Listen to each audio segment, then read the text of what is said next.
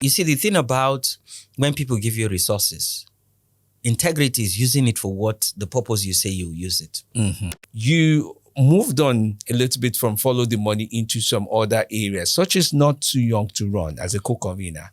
I wonder, quite a number of the leaders who helped to get that into law did not run. Yes. Why? You see, at that time, we had this understanding that it wasn't about us. What the Constitution provided then was you're not allowed to aspire. You're allowed to wait for your turn. Again, it's not about me. When will it be about you? It shouldn't be about me. It's about the people. It's about service to the people and service to humanity. That is how I would never be forgotten when I die, eventually. Hopefully when I'm older. It's about the people that we don't even know exist, who are in different villages. You see, if you're involved in politics, you have to be extremely careful, because you see, this noise and distraction will keep you busy, while the real issues, you'll be so busy that you're taken away from the real issues. People don't have potable drinking water, no access road, no internet access, no money to pay for their children out of school, underage marriage, not only in the north, across the south.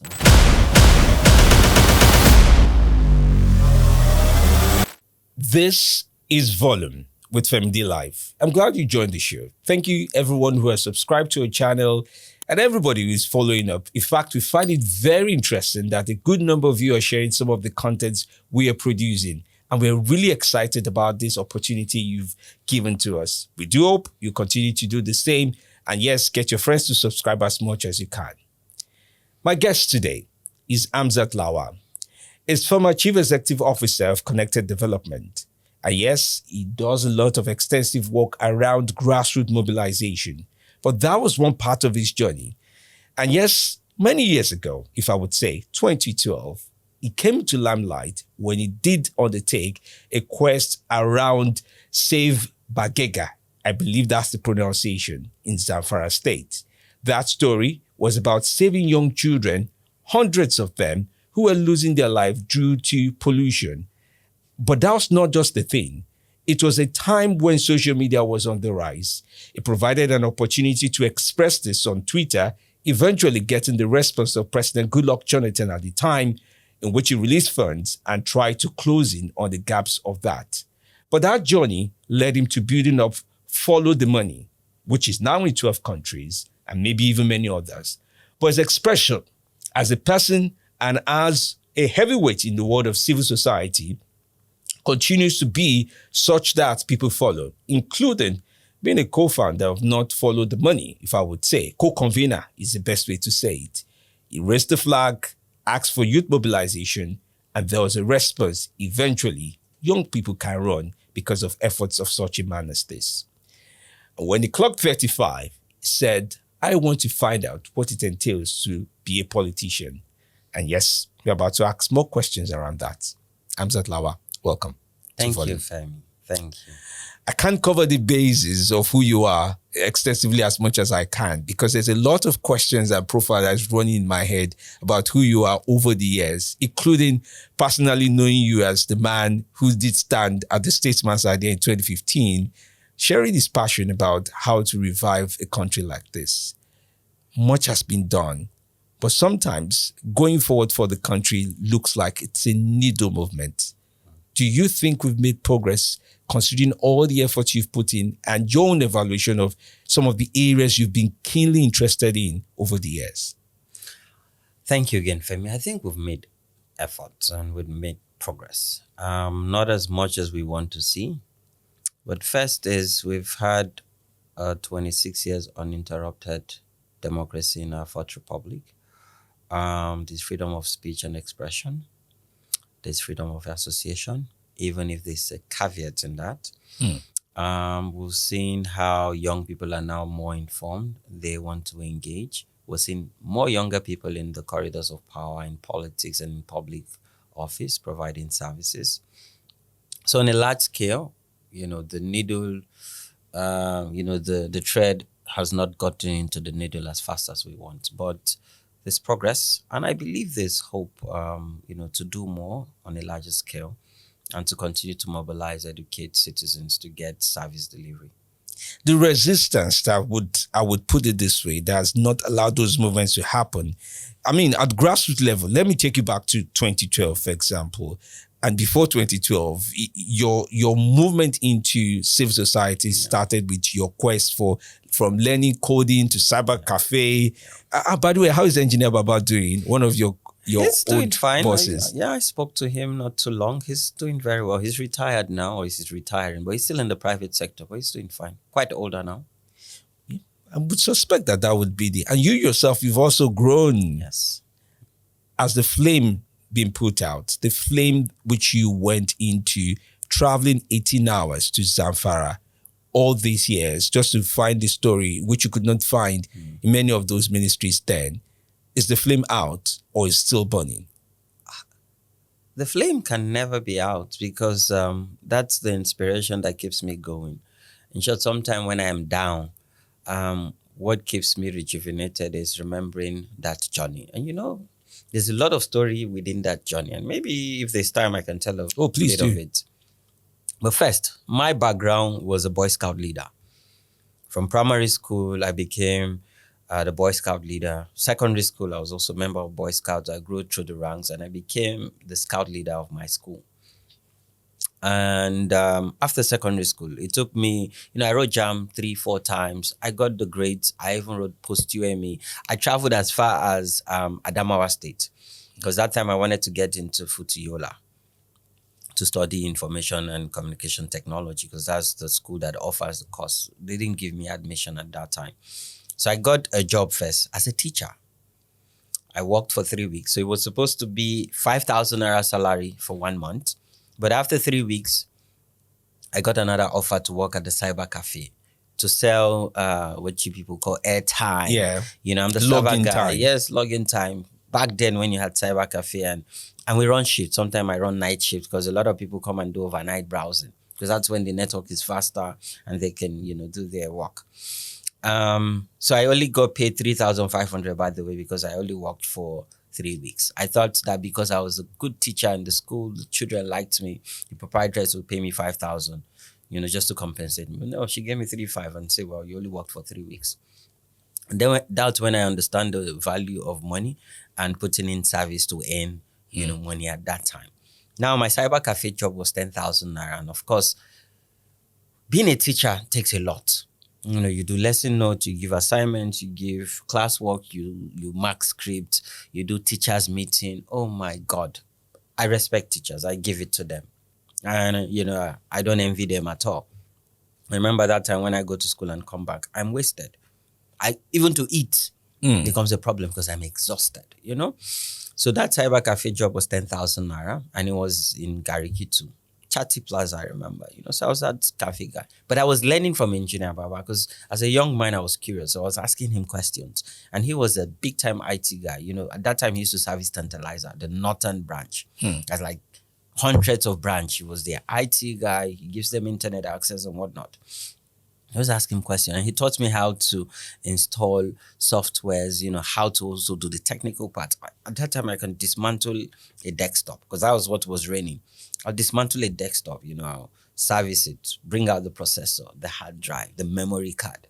And it was exciting for me, because I was just a secondary school leaver. And then a while later, he picked interest in me as a young man. I remember my first meeting with him. He had technical issues and Engineer Baba was not in town. And Engineer Baba called, go and fix it. He's one of our top end clients. Make sure he's happy.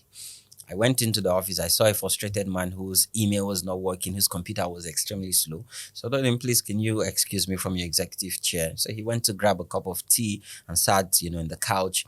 I went under his computer, disconnected, dismantled it, serviced it, coupled it back, run antivirus software, updated the operating system, reconfigure his email. And his email started working and, he was so excited. And he looked at me like, what did you do? How did you do it? And he said, well, what's your name? I told him. He shook me and he thanked me. I wrote my invoice to his secretary and I moved. Because for me, always moving from one client to another. It was really exciting. I was young, And finally, he offered me a job. I remember when he said, come and work with me. And you see, for me, that really affected my brain. He didn't say work for me. Everybody that have employed me before then would say, come and work for me. The school proprietors, Engineer Baba was working for him. Ewa said, come and work with me. With me. Now, Ewa has a PhD. He's a senior guy, top guy. At that time, he meets with Senate President, Speaker. He meets with heads of state and heads of government, work with UN, World Bank. He was consulting for everybody because he's a top-time researcher and he has, PhD, staffs as PhD candidate, master's degrees holder. He said, come and work. Not for me, with me. As a young guy.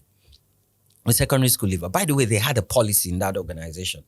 It's called International Center for Energy, Environment and Development. The least you'll see is a master's holder or someone already studying masters. A BSc holder, you can't get entry level. You must be studying a master's or you have a master's. So a lot of them, they were PhD holders or they're candidates that are studying PhD or they're running their masters. I only had secondary school. But I had technical skills, IT skills. So he said, Hamza, would like you to join the team. I said, as what? Say, our head of IT. I said, okay. And then I was hesitant because you see, at that time, I already had my own personal clientele in Maitama, in Asokoro, and I was making money. In short, some of my clients pay me in dollar at that time as a very young guy. So I was working for Engineer Baba, from 8 to 9. Sometimes we even work till midnight. But I service my clients after my regular work hour. So I had my own client base. So weekends, I go from underwear in their residence, service apartment. I go check it out. Then that was when IPNX was raining. I buy an IPNX box, I buy a router, configure it. That was really good, with my jeans and sneakers and my backpack, with my net glasses. So he said, oh, come on. So I was hesitant because I had a clientele. And for me, my time was very important because I was making personal revenue. Engineer Baba was paying me 15,000 naira at that time. It was a lot of money. As a secondary school, certificate holder. And then, boom, he said, okay, how much does Engineer Baba pay? I said 15. Because he saw that my body language was hesitant. I didn't want to take the offer. He said 15,000. I said 15,000. I said, 15,000. Okay, I'll double it. Okay.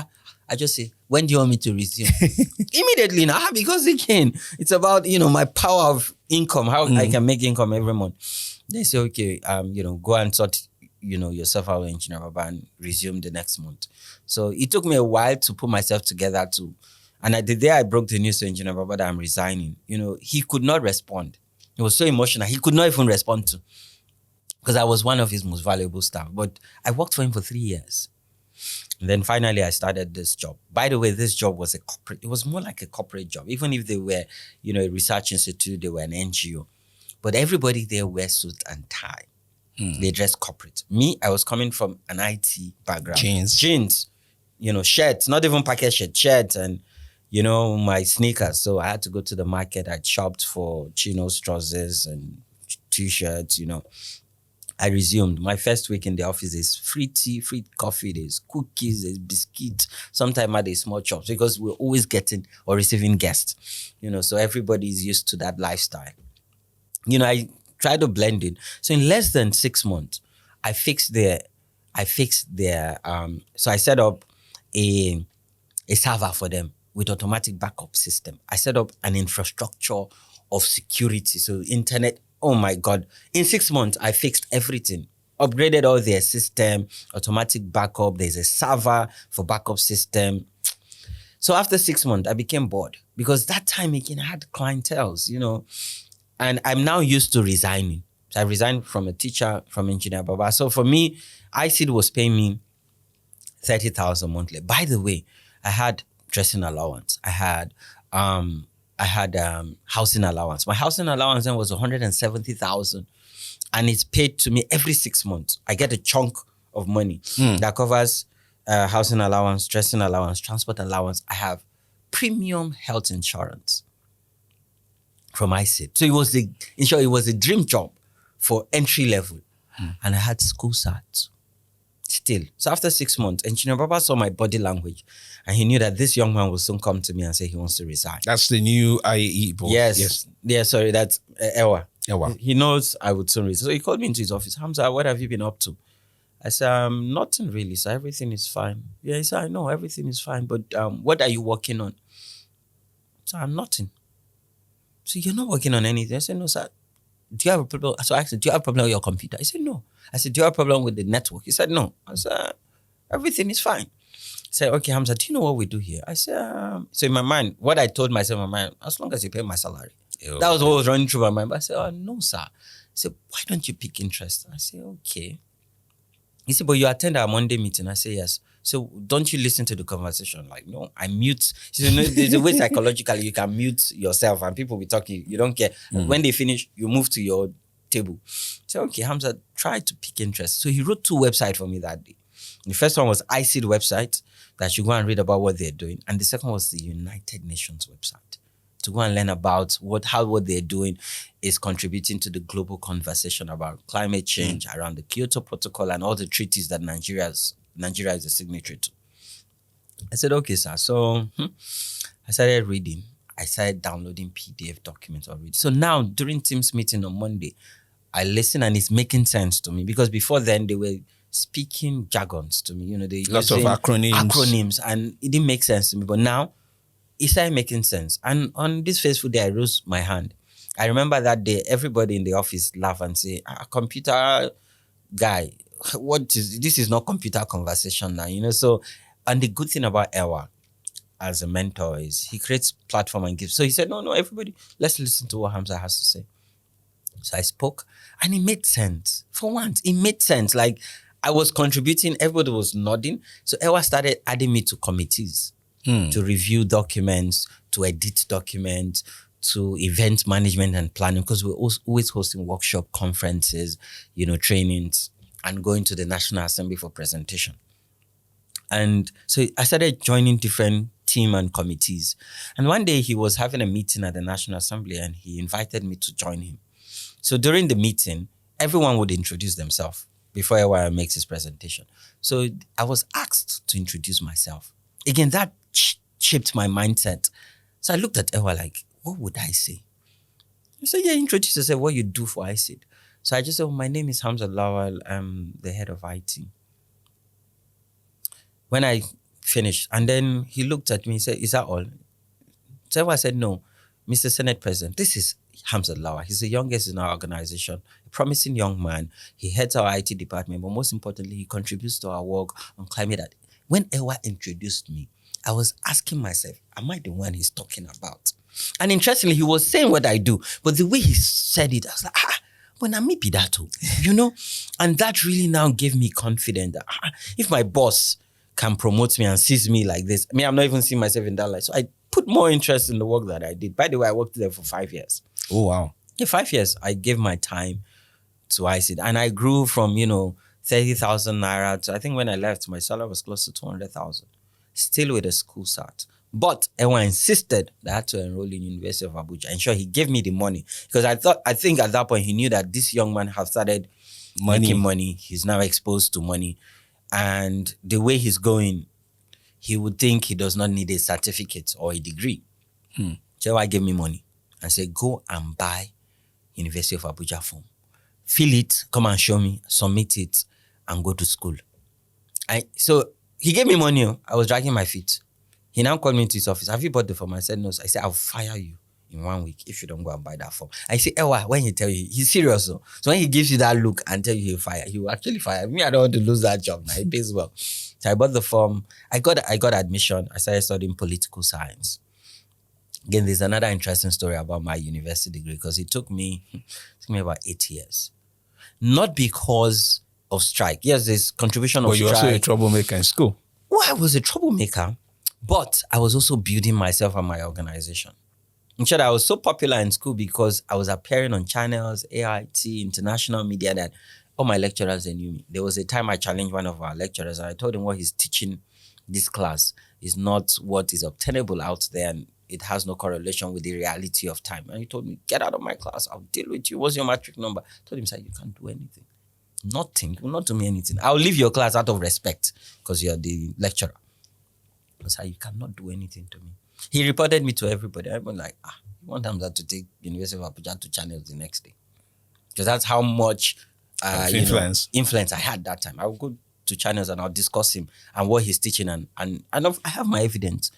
So, and at that time, I've traveled to over 40 African countries. I've been to Europe, Southeast Asia, I've been to the US, I've been to Canada to give keynotes. I remember, I spoke in Poland one time to the heads of state and heads of government of over 160 countries, hosted by the Polish president. I was given 2 minutes to speak. And after I spoke, people stood up and were clapping. And that's how EWA had shaped me at that time. So, it was a struggle. My degree was a struggle. I had plenty carryovers because we'll be writing exams. AU would send me a letter that I'm supposed to come and speak in Addis Ababa or in Tanzania. And I'll look at the AU invite. I'll look at my course outline for exam. And I'll ask myself, which one brings value to my career? I say, I'll pay your school fee. I'll continue to pay school fees. So let me carry over. Since if I carry over, I can come and write it. I'll hit the plane. I'll just call my class rep. Man, I'm going to miss this exam. Hamza, why? I know it. I said, I'm sorry. I have a plane to catch. Go for my meeting, get my ESTA code. I come back, pay my school fees. I continue. There was a time my vice chancellor visited my office. And then he asked me, which university did you go to or where did you graduate? I said, so I'm still a student, I'm in school. So in his mind, he thought maybe I'm a postgraduate student. Sir, I'm a student of University of Abuja studying political science undergraduate. He could not utter a word until he left my office because a professor brought him, the then Secretary of Government of Plateau State, brought him to my office to visit a young man doing amazing things around the world. And he was so amazed that he was speechless that day. We'd follow the money with the Zamfara case. But there was one story I've never told, and I'll tell you. There was one day I was doing outreach. I was going to Bagega community, one of those back and forth. Because, in Bagega, there was no network. So I had to take information from the center, which is Abuja, which what government is saying and how much, and then I have to travel to community, translate it, and inform them in Hausa. On this fateful day, we were going, and people dressed in black, covered in hood, black all through, on horse, double crossers, or horses rather. There were over a dozen of them. They double crossed us and said, we should all come down, face flat on the floor and empty our pockets. So you empty your pocket. If you have money, you put it on the floor, you put your phone. You lie down flat, you put your hand like this, flat on the floor, face down. And then one after the other, you stand up. They'll access what you have, your phone, your money. They'll collect it and then you lie flat again. When it was my turn, they told me to stand up. I stood up. And you can't see their face, they're covered. So all of them came down from their horses except one person, which was their team, the gang leader. That was when cattle rustling was really rampant in Northwest. So they were cattle rustlers, but they also attacked travelers. So when I stood up, with my pocket emptied and my phone on my hand, and then the guy looked at me, he told them, is this not the humanitarian guy that does follow the money? Leave him, give him his phone and his money. What he's doing is for the benefit of the community people. Don't collect anything from him. So out of every passenger, I was the only one that they did not rob. Because for some reason, they also listened to radio and they watch TV and they've seen one of my appearance talking about the plight of people in those rural communities. I was not robbed because of my humanitarian intervention. That's when I learned that criminals also are very informed. They're very aware. And they watch TV, they listen to radio. But for me that day, I had already even prayed to my God that, he was going to welcome me because they were holding AK-47. It was like I was in a movie scene. And they were shooting when they so that we know that there's no room for escape. If you try to run, we'll shoot you, And that's when we even continued the trip, everybody was looking at me in the car like, boy, like in my mind, like, it's good to be good though. It's good to do good. And that's one story I've never shared. But interestingly, because we didn't nip it in the bud, cattle rustling metamorphosed into what you now call bandits, or what some people have tagged them terrorists. But at that time, they were all cattle rustlers. So they attack, headers, collect their cattle, raid villages. Yeah, I've run into them. But yeah, there's so many other stories to tell. But yeah. And one thing that I'm very excited that you shared is the depth of where you're coming from. I'm listening to you and I can think about you paid your dues. I think about the fact that a part of you knew when to stop, when to start to explore, when you were bored and when it was time to resign. Those are not very easy marks to identify for young people today. There's a lot of things that people would stay on for security. There's also a lot of reasons people would say, I don't have the patience to become. Was it just based on your character or the type of mentors you had at the time? So you see, the thing about mentorship is, and like Obasanjo would say, you can take a horse to the river, but you can't force the horse to drink water. No, you cannot force the horse to drink water. I think first, yes, I'm grateful for my mentors, and they're patient to my excesses and also teaching me and instilling values. But I think first is my character and the values from the family. My parents were regular everyday Nigerians, but they've subconsciously instilled values into us. And you see, I'm also grateful to them because at that time I was still living with my parents. In short, I left my parents' house when I got married to my first wife. It was after that marriage I left the house. So then I could take risk. Because interestingly, even with all the money I was making, I was not contributing a dime to the house. They were not asking me to pay any bill. And that's why that time I had so many sneakers and wristwatch. That's what I go for every Tuesdays and Thursdays. Tuesdays is Sede Plaza, Thursday is Silverbed. I go for movie night every day because that had so much money. I remember that time every December I go to Ghana. By December, I go to Ghana. I go and do volunteering. And then, I go to Cape Coast. I visit countryside in Ghana and I make friends and eat organic food, enjoying myself with live music. So I think it was my mentors, but also the values I have. And also understanding that before people will serve you, you have to serve somebody. Because working for the school proprietress was serving her. Working for Engineer Baba was serving and also learning. And working for Ewa was also serving and learning. And that's why when I started Connected Development, there's also a story. We started as Follow the Money. In short, we started with the hashtag Save Bagega. It wasn't an organization. It was just a group of young, crazy people that I was leading with a website to sign petition. And then it blew. Save Bagega became viral from Twitter to Al Jazeera, CNN, BBC, DW, then to channels, NTA, AIT, and Nigerian Info. So after that, what even made it blow was some people came from the UK. They said they were doing study visit and they sent me an email that, we'd like to meet you. We followed your work on the digital media and we've watched you on Al Jazeera. I said, okay, we're happy to meet with you. They now say, they're going to Lagos. We should meet in Lagos. And, that time, everybody sees civic technology. Lagos guys, the Yaba guys, they're the ones who understand using technology and social media for all this fancy and funky stuff. I said, no, I'm based in Abuja.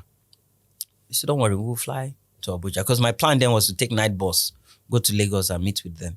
And one thing again is whenever an opportunity presents itself, whatever the challenge is, make sure you face that opportunity heads on. So for me, I was already calculating night bus, how to navigate it and do the meeting and follow night bus back to Abuja. Because that time, I've traveled by road to Zamfara. So what is going to Lagos at night? 18 hours to Bagega, no network service. Bandit don't run into me. So I wasn't scared. I was young. I was not married. That responsibility like that, So when they now came, we'd had a meeting. They said, send proposal. Before then, I've never written a proposal. Even if I've contributed during my time at ICID, but writing a proposal from scratch. So they said we should write. I wrote like an 11-page first. After using Google to look at templates, they replied, please, can you summarize in 2 pages? I said, summarize 11 pages to 2 pages. With sleepless nights that it took me. I finally sent 3 pages. 2 pages proposal. The 3rd page is budget. Cool. They now say we need to join a Skype meeting. I need to defend it. They were asking me questions. Finally, they gave us 9,000 plus pounds. We were not registered. I didn't have a domiciliary account that time. I don't even know that there's something called a domiciliary account where you can access dollar, pounds, euro. I only had a Naira savings account with Intercontinental Bank. So they sent me an email with an award letter. Because again, we're a transparent organization. So we went on Twitter and we announced it. Premium Times picked it and boom, it went viral again. My phone started ringing. People that have never contributed to our campaign started calling, Hamza, you don't blow. And you know, that time it was EOD that was running. End of discussion. Yes. Honda. Yep. Hamza, you don't blow. These people, they UK now, they won't know what you do with the money. Just send them any pictures and just go buy EOD. And my proposal was clear. I was going to get an office space.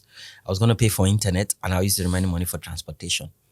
And that's what I did, Femi. And I think you've been to our very small space when we started. I got a 35 square meter space, paid for the space, set it up, bought fridge, bought a table for 12 chairs, put round. And that's why till tomorrow when you come to our office, it's an open office. Mm-hmm. That's the culture we started from beginning. Got 12 chairs and it was just there. Paid for internet, 1 year subscription. And then we started going to office, and then we had volunteers. So it was just me, some of my friends and volunteers, doing the job. And with my experience, I started managing people. And see, Femi, the most difficult thing as an entrepreneur is managing people. Not even fundraising, it's managing people because you're managing people from different crops of life, different background, different experiences, It's like being married in many directions. Exactly. We did that. But, there's also a story behind the story. It was a difficult time. I've resigned from my job in ICID. Mm-hmm. Yes, I had some savings. But the funding I got was specifically, and mind you, when I resigned, the funding didn't come immediately I resigned. So I was just doing Save Bagega. Because Save Bagega, yes, it was a campaign that went viral, but for the implementation, it took close to a year. And I was going back and forth. So I was using my savings. And I told Engineer Baba, it will be a disservice to do this campaign and still be earning salary. Because Engineer Baba was so flexible with me. He said, no, you can do your campaign and, still be doing your work at ICID. And I think, for me, I say it was unfair because my value system and my principle are very strict. So I put in my resignation. I had my savings. I was doing this campaign before these resources came. By the way, that time I was 2.5 million. That's 9,000 pounds. Set up office space. Femi, there was a time I was sleeping in the office. And you see, I think there's still the trauma I'm living by that experience. And what do I mean? If you check my car, you'll see a toothbrush and a toothpaste. If you check my laptop bag, there's always a toothbrush and a toothpaste. And people say, Hamza, how come you can wear white? And from morning till evening, if we see you in the evening, the white seem like you've just worn it. It was an experience of sleeping in the office. I'm so good with folding my clothes and staying clean that I can wear a shirt for 3 days. You would not know. So that time, people think I have one shirt. I have like 4 different sets of one shirt. They don't know it's one shirt I'm wearing for 3 days. Luckily for me, I don't sweat. Thank God for that nature. But that time, Femi, I ran out of money. So after setting up the office and everything, I didn't have money to be going back and forth. I had free accommodation staying with my parents, but my transportation from central area back home, I didn't have transport. I didn't have money. Femi, I started sleeping in the office. How do I? On the floor. Now, the fridge we bought, because when we set up the office, the carton, I said, thank God, they should not throw it away. It was just behind. At night, I'll lay the carton. I'll remove my top, remove my trousers, I'll fold it very well, keep it on the chair. I'll sleep. By 5:30, I'll wake up. So I had toothbrush. I'll go to the bathroom, brush, perform ablution, go and pray. I'll dress. I have Vaseline. So people will come in and say, Oga come very early. Oga no go house. Oga sleep for office. And they will not know. And I'll keep a smiling face that I know everything is fine. Did that for a couple of times. Finally, and you see the thing about when people give you resources, integrity is using it for what the purpose you say you use it. Because they gave you because you said you're using it, you're going to use it. Make sure you use it for that purpose. So all the people that picked interest calling me by EOD, you don't blow, you don't hammer. Thank God that the values instilled by my parents, by Engineer Papa, by AY Lady was still there. I did not go astray. I used the money, I got an office space. Because the people I report to, they only understand pounds. So I will put my receipt in Naira. I'll calculate it in pounds on Excel. I was documenting. For communities I went to, that the Okada men, they don't have I have to pay cash. Yes. They don't have receipt. All right. On this day, Hamzat paid. I'll ask him, what's your name? Jibril Aliu. What's your phone number? If you don't have, okay. If you have, I'll write your phone number. I'll pay you 500 naira. Please sign. They don't know how to sign. I'll use my biro. Don't print. That's my receipt. I documented everything. After 1 year, because the money was for a year, I scanned them. I sent an Excel. They saw it in Naira, in pounds, and they saw attached documents. Both the amateur one and the proper receipt. And when I sent it, the response I got? They said they appreciate the time and effort I put into it. They didn't even talk about the report of the campaigns and project we did, but the finances and the effort to explain to them how we use this money. Femi did. You know what happened? They sent me an email and they said they've approved £20,000. Ooh. Now, £10,000 was for renewal of rent, internet, and transportation. The other £10,000, they say, I'm like, get a proper accountant. And they say, pay yourself a salary for doing the right thing. And because I'm a bit petty, I picked up my phone. All the people that called me that time were saying, you don't have my buy EOD. And I started telling them, because I did the right thing, I just got £20,000. If I had followed your advice, this would have been the end of even my organization and my vision. And I told them, don't advise people to do the wrong thing. Doing the right thing actually pays. That's when I got an accountant. I got a comms person and I paid myself a salary. And how did I judge it? I asked myself, what was my last salary? And I said, even if I've not earned for 2 years. So I paid myself my last salary. Because I can't go below. I have to stay without allowances, because of course. Yes. We got, and we recruited from our volunteers in-house. And of course, we got a proper accountant who now manage account. And that's how we continue to grow. And when we wanted to register, CSC came again and said they can't register us as Follow the Money because we were so popular everywhere, Follow the Money. We gave different names. They said no. I had to call my lawyer and say, can you institute a lawsuit? Let's go to court and let them tell us why they're rejecting the names before they now approved Connected Development. And then Follow the Money became, a movement now in 12 countries with interest from around the world and still growing. So yes, Femi, I might agree or disagree with paying dues because I believe paying dues until my last breath. The different kind of dues. We'll continue to pay dues because the thing about life is service to people, to humanity. Because that is what would inform what our legacy would be. So for me, I'm still paying dues. And you have an accurate memory of a lot of things that happened. And one of the things I knew about people who have accurate memories, they have pain and glory documented all in there because that helps you to know every night, every move, every daylight, what you did and how you did that. And it's also the reason why when I asked if the flame is still on or out, but the flame is transiting, you moved on a little bit from Follow the Money into some other areas, such as Not Too Young to Run as a co-convener.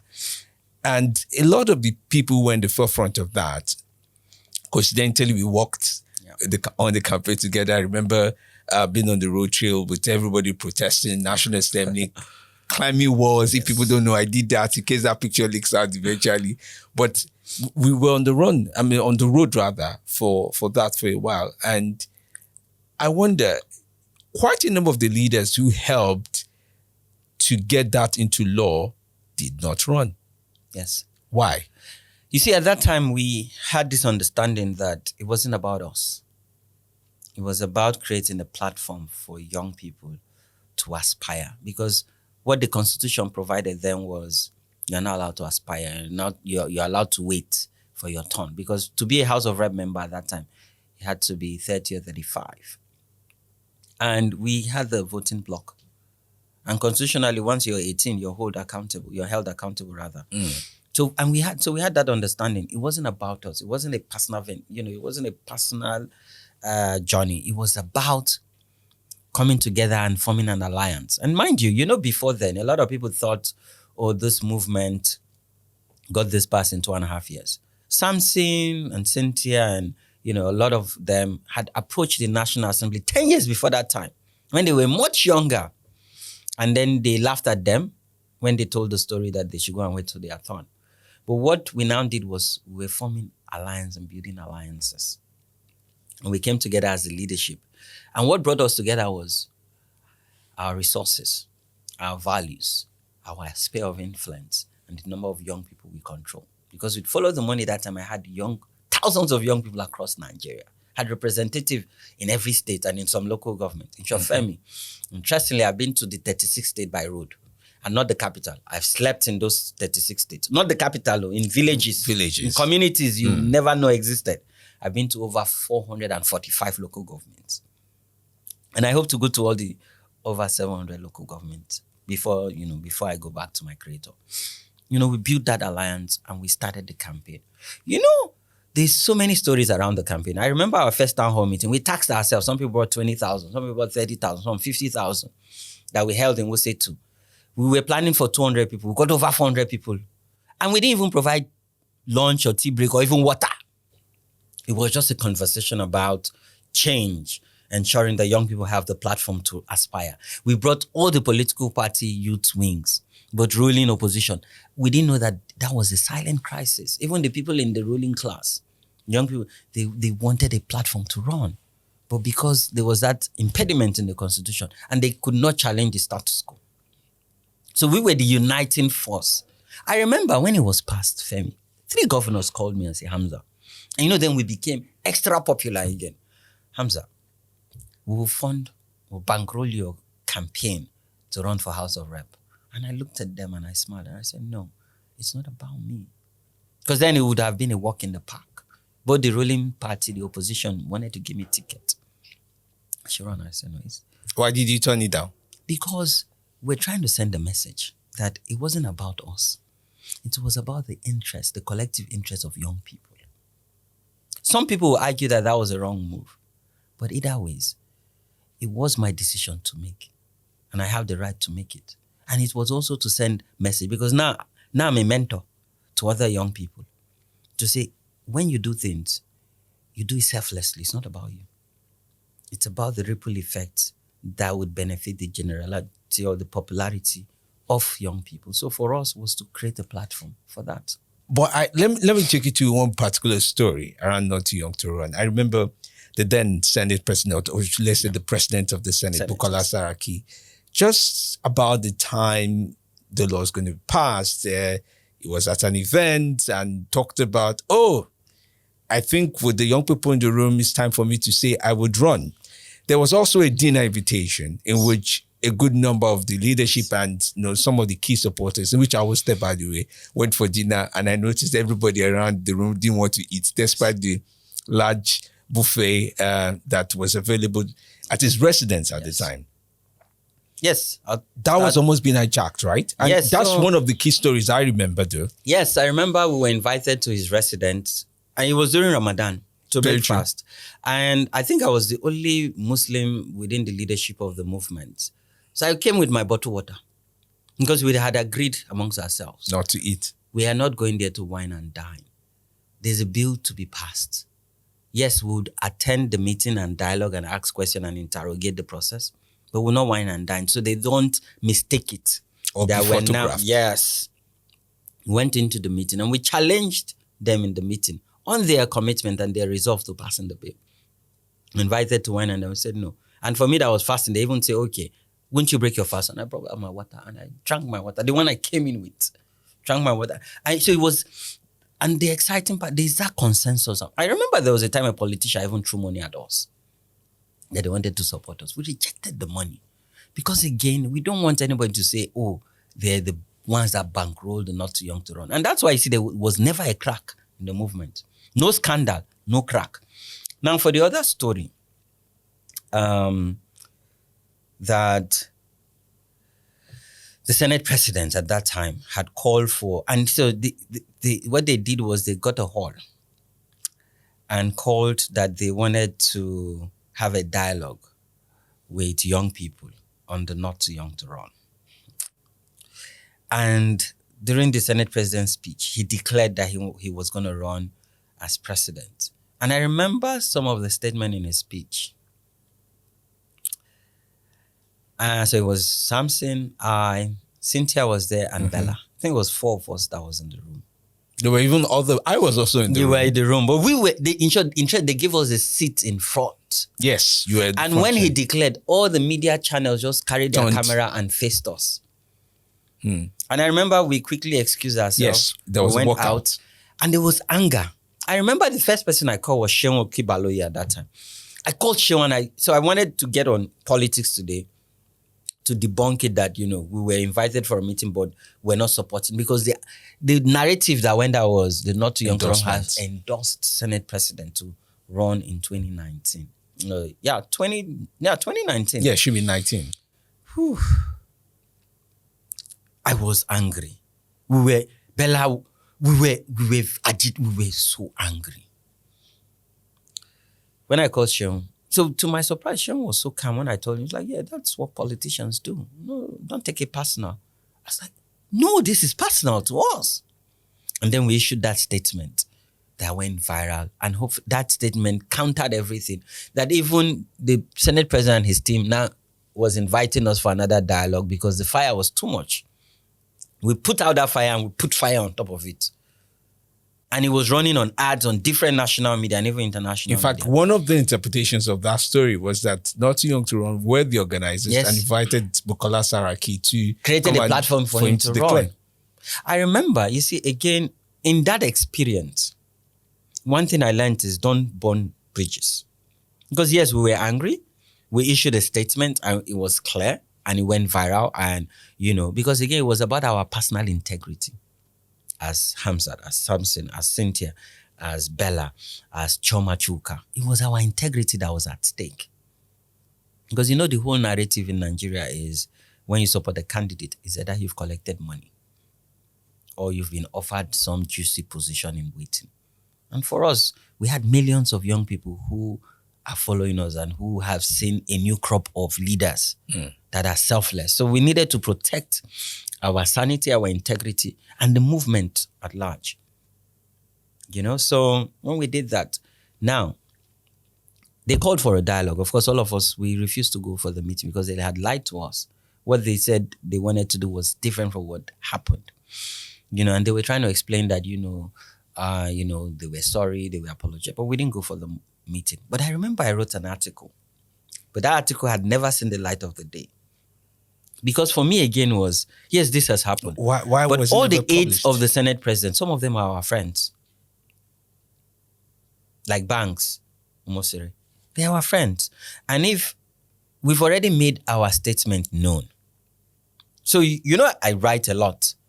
Because for me, when I look at communications, there are people that don't watch TV. They don't, read newspaper. They don't listen to radio. Or they only read newspaper. Or they only read articles. So for me, I had to get skills of writing, speaking, so I can communicate to different audience. So I went and I wrote a piece. When I read the piece, I asked myself, if I publish this piece, it would be a big dent on the Senate President, a two-time former governor. And it's going to burn the bridge I built, making friends with people in his office and all his political allies.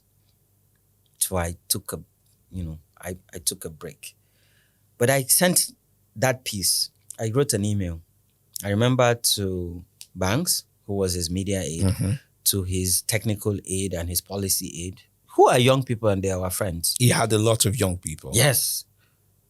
And I wrote them and I attached it and I said, this is how I feel about what your principal have done. This is how I feel about the betrayal.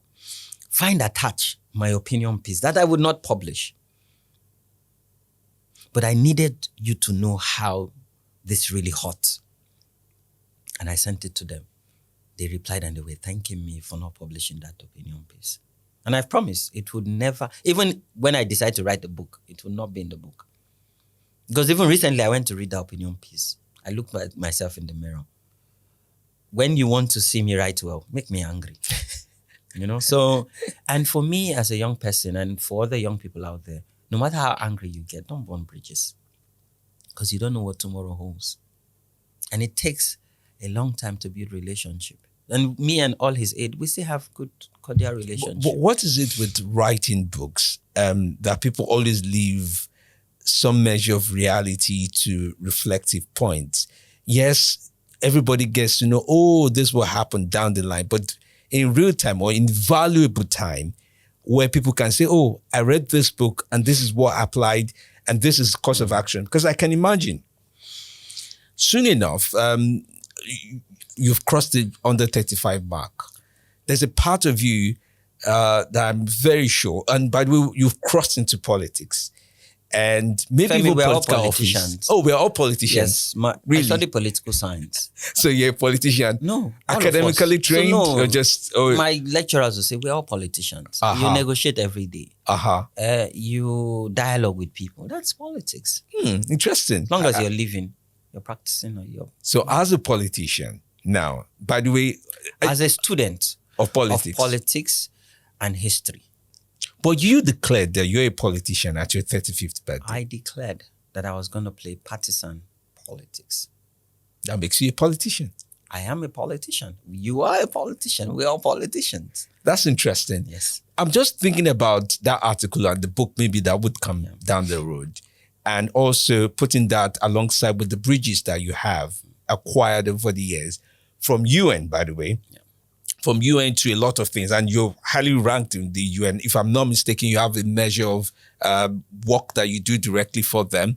I'm not sure of the portfolio, but I do know that I won the UN SDG Action Award, which was the highest award the UN give. Yeah, I've been a judge to the same award in 2022, and every year they invite me to come and honor, other awardees and continue to mobilize and inspire young people in achieving the SDGs. That's great. That's on the UN side. On the political side, you're close to the likes of Malam Ribadu. Malam Nuhu Ribadu. He's my mentor. He's your mentor, yes. I was going to throw that in. Malam Ribadu, who, by the way, is the current NSA to the president, President Tinubu. And you're also close to the likes of, I don't know, this political relationship can be fluid. So you have the likes of El Rufai as well coming to the picture, and many other politicians, Kayode Fayemi, Dr. Kayode Fayemi. Who is also my mentor. And yes, the former Kogi State governor as well. Oh, Yaya Bello. Yaya Bello. He's a political leader in my state. Yes, and these men have dimensional interpretation when it comes to politics in terms of how people perceive them. And I can imagine how you're carrying out your journey as a politician who, by the way, is interested in an organization called Generate Nigeria? Let me get the right phrase for this. I wrote it down in my notes. Let me see that. Let's see. Great Nigerian movement. 40 million Nigerian youth to support an ideal candidate. How do you run that? Femidi, my relationship with all of these individuals, some of them is sacred. It's personal. It's about, I might not agree with, how they carry themselves sometime or what they say sometime, but that's their person. And I respect that. But my own relationship with them is personal. And, they've been different events. So, for instance, for El Rufai, when he was governor, Follow the Money tracked over 2 billion of UBEC spending. And we informed what now became an open portal to how they give contracts, how, they engage with their contractors, and how they introduce their contractors, Follow the Money champions to community leaders. We've built a model from then. Now we've even developed what it's called norm track tool for National Assembly members. I remember when I met him at Government House, and when I was introduced by his then Chief of Staff, the Tijo, and I presented him our report with policy recommendation. And one thing I find interesting is, he didn't just collect the report and thank me. He opened it immediately. He started reading it, and he started asking me a question. And he wanted to know if I actually know the information I'm presenting to him. And so I answered he asked me about 3 questions. I answered him there with confidence, looking at him. And then he looked at me and he smiled and he said, oh, okay. I thought you're one of those people that will come and give me a report and you don't know the content of the reports. And I smiled and I said, no, I'm not one of those people.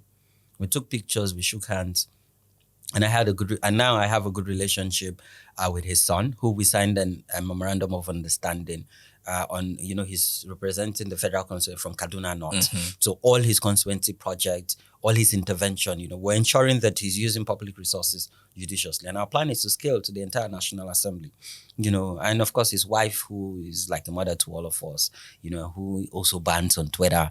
I have that relationship with them. But there's an experience I have with Malam Nasiru El-Rufai that is dark. And I'm not sure it's time to share that experience. Someday in the near future. And when that time he was FCT minister, I was a very young boy. And I remember what happened and how what he did affected me and my family badly. But of course, now we're out of the woods. But it's an experience probably I would share, not now. A moment would come where I'll share that very dark experience that was informed and influenced by President Obasanjo and Malam Nasiru El-Rufai. Because then President Obasanjo was Mr. President, leading this country, and El-Rufai was FCT minister. And how that affected, those policies and decisions they made affected our family. But you see, there are different political groups and movements, and a lot others would come up in the lead up to the 2023 general elections. I remember I've been part of different groups and movements before 2015, before 2019 election, before 2023. In short, before 2019, we started the new Nigerian movement with Moses, Siasa Siloko, with Anyanso from Abia State, who also ran at that time for House of Rep. There are different groups. I remember the other group, 49 million. These different political groups, and more would come. And I would engage and interact and interface with all of them. Because you see, one answer cannot fit all in Nigeria. Because the dynamics of politics in Nigeria is different and it's unique. Because there are different elements that are in play and in force. Recently, people were asking me, my thoughts about the new political coalition with Atiku, with El-Rufai. What is my take? How am I going to engage and whatnot? And I always smile. And I always tell people it's too early. Just 2 years of President Tinubu. But again, as much as I'm saying it's too early, the best time to start is immediately after elections. When you do say 2 years of President Tinubu, that means you think he needs more time to establish himself more. But this is 2 years into his presidency. It's just 2 years into it. So he has 2 years too early or already clear on the type of impact he'll make. For me, there's a lot of noise and there's a lot of distraction. You see, if you're involved in politics, you have to be extremely careful. Because you see, this noise and distraction will keep you busy. While the real issues, you'll be so busy that you're taken away from the real issues. So for me, my comment, my resolve, it's too early to engage and even share my personal opinion around what's happening. But I'm a young guy who likes to remain focused. And I'm not swayed by the noise. So let's still remain focused. That's interesting. Focus is a very powerful thing. What you can't take away from me is my structure at the grassroots across the 36 states, even across the West African region, and even going down to East Africa and Southern Africa. What you can't take away from me in Nigeria is my resolve in engaging young people, and that structure I have that I've built over the years that still remain loyal and continue to give me a seat on the table. That you cannot take away from me. There's so many stories to tell, even in the lead up to 2023. So when you the people that approach me, the people that try to romance me to join, their different groups, their political leanings. I guess you were not ready. How I survived it. No, I always say I'm born ready, Femi. Again, it's not about me. When will it be about you? It shouldn't be about me. It's about the people. It's about service to the people and service to humanity. That is how I would never be forgotten when I die, eventually. Hopefully when I'm older. It should never be about me. Yes, I can be part of the story, but it's not about me. It's about the people that we don't even know exist, who are in different villages. Because the issues are the same when you travel across Nigeria. People don't have potable drinking water, no access road, no internet access, no money to pay for their children out of school, underage marriage, not only in the north, across the south and west. So why should it be about me? I'm privileged. Glory to God. I am privileged. You're privileged. We are privileged. People watching this, you're privileged. You have a smartphone and you have internet. You're privileged. Go to communities and see young people, what they're going through. So it shouldn't be about us. It should be about how we can bring solutions that would impact people on a larger scale and shape this country and position her to greatness. But one of the biggest challenges Nigeria as a country faces remains the fact that even what ideally should be shared, shaped, and you've talked about your characters, you use the resources for what you said you use. So I guess it's a little bit repulsive when you find people who are corrupt with the resources under them. And I'm guessing to ask you about a part of your dream that I'm aware of you trying to be an EFCC chairman, Yes. even though not being in the police force. How's that going? The current EFCC chairman was not in the police force. In his previous role, he was, I think, the chief of staff to the previous EFCC chairman. And for him to scale through, it means that there's a gap in the law. And which also gives me hope that someday I can. And I hope to be the chairman of EFCC. And I've always said for 2 years. Because after 2 years, if I can't change things, then I failed. Yeah. Why that institution? Because, you see, when you want to make impact, you have to target how you can make impact on a larger scale. Corruption has now become a norm in our country. Corruption has now become a tradition. In short, we're now institutionalizing corruption. So for me, to set Nigeria towards greatness, you need to tackle it from the root. And the root cause is corruption. How do you ensure that public resources actually is used judiciously? That does not undermine the integrity of our country and the sovereignty of our country, because corruption undermines our integrity and our sovereignty. I have so many stories, even stories that are not documented in the book of Malam Nuhu Ribadu, how he fought corruption, how corruption tried to fight him back and even tried to kill him, that he had to go on exile, living in Europe and America without a passport.